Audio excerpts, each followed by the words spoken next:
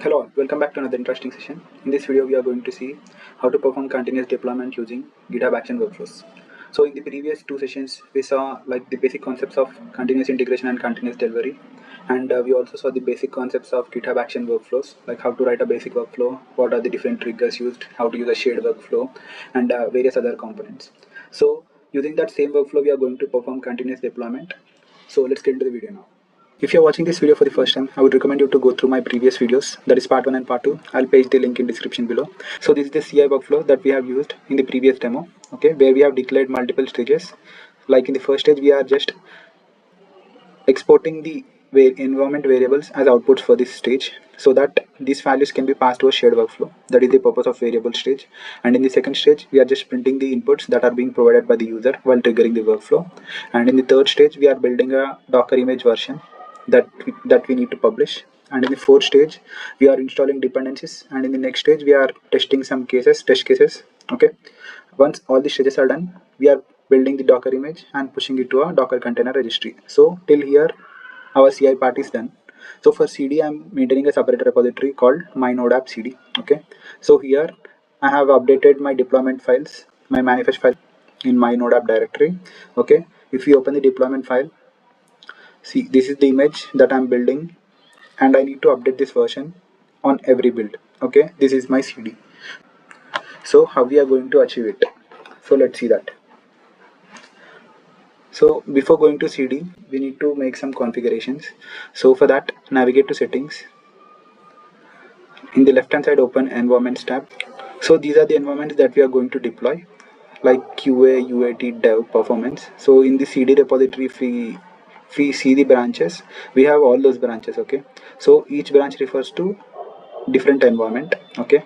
Suppose if you want to deploy a image to a dev environment, okay, only specific users should have access to deploy that particular image to dev environment. Similarly, it goes for performance, UAT, and QA environment. Okay. So you can restrict who can deploy to which environment using this environments configuration. Okay. Let's configure a test environment. And here you need to check this box, required reviewers. Here you can give your teammates name. Okay, if you are in organization, you can mention your team member names. Okay,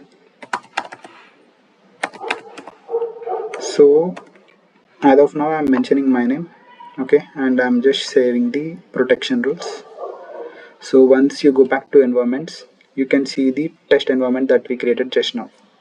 Okay, so how we are going to use these environments, I'll show you in this CD workflow. Okay, let's go to the workflows now.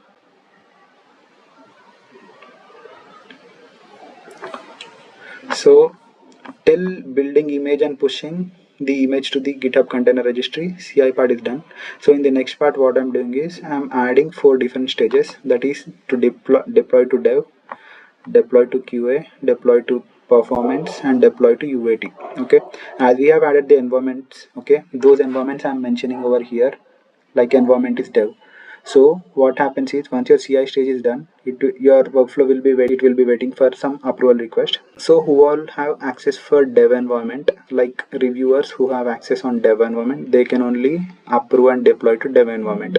Similarly, it will be waiting for performance, QA, and UAT. Okay. So who have access, only they can deploy.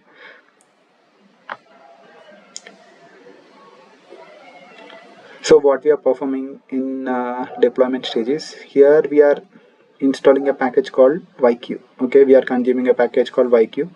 This we will use to replace anything like any string, especially in YAMLs. Okay, this package is meant for YAMLs.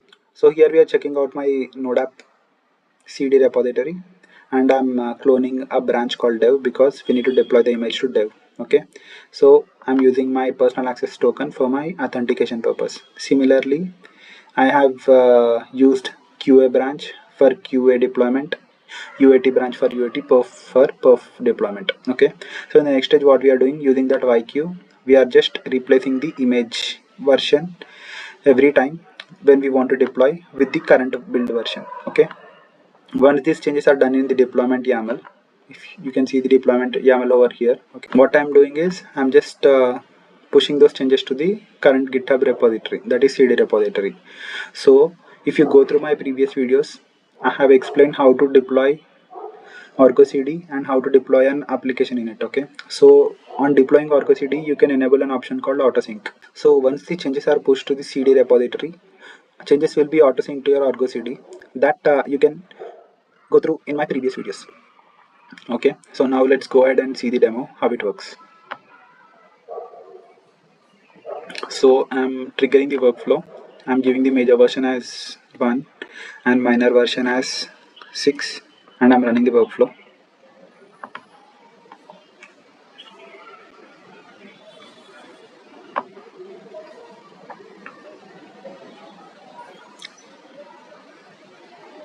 Yeah, the workflow has started.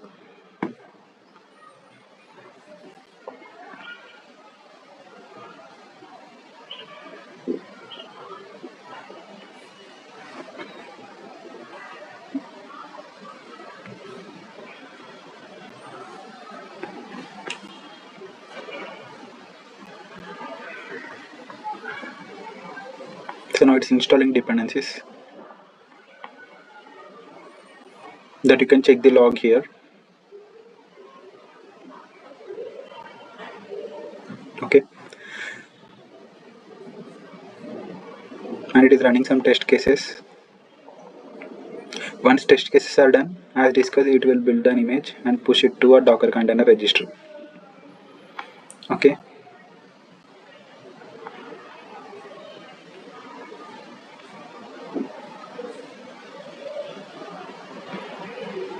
so the image we are pushing is 1.6. Major version is 1, minor version is 6 as we mentioned, and the current build version is 6. Okay, the image is pushed to the container registry. Okay, now the workflow will be waiting for our approval. Okay, as I have access for all the environments to deploy.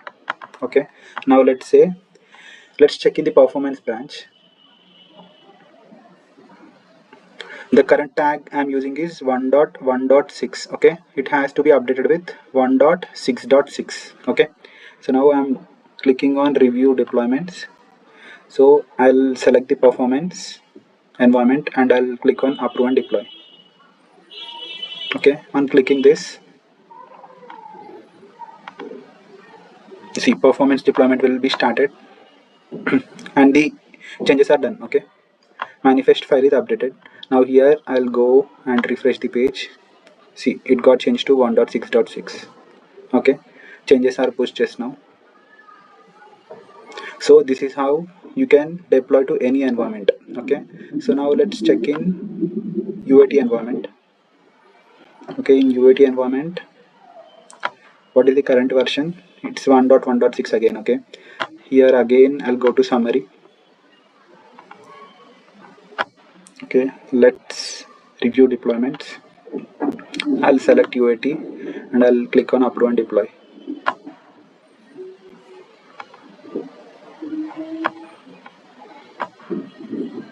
Okay, deployment has started. Okay, changes are pushed to the repository. See, now it's 1.1.6. I'll refresh the page. See, just now it got changed to 1.6.6. Okay, this is how you can push your image to any environment by configuring the environments within your settings tab. Okay, so once the deployments are done, you can scroll down and see the inputs that we have used. Okay, the major version is 1, minor version is 6, and the image that we deployed is 1.6.6. Okay, so a quick recap: the CI workflow consists of multiple stages, okay, that you can add based on your organization's requirement. So in my workflow, what I've done is I have exposed variables, environment variables at outputs for this stage, because environment variables passed to a shared workflow will be passed as a blank value. So that's why I'm referring it from the outputs of the variables. That is the purpose. And after that, I'm printing the inputs that you saw here. These are the inputs that I have printed, which are used in the current workflow. And after that, what I'm doing, I'm generating the build version. Build version is nothing but this version, v1.6.6. okay, this version we are printing on every CI run. Okay, after that we are installing dependencies required for my application After that, I'm running some test cases. Once it is done, that image will be uploaded to the GitHub container registry or Docker container registry. Okay. Once this is done, the workflow will be waiting for the approvals. Okay. So who has access to Devops QA UAT? Those people can click on this review deployments.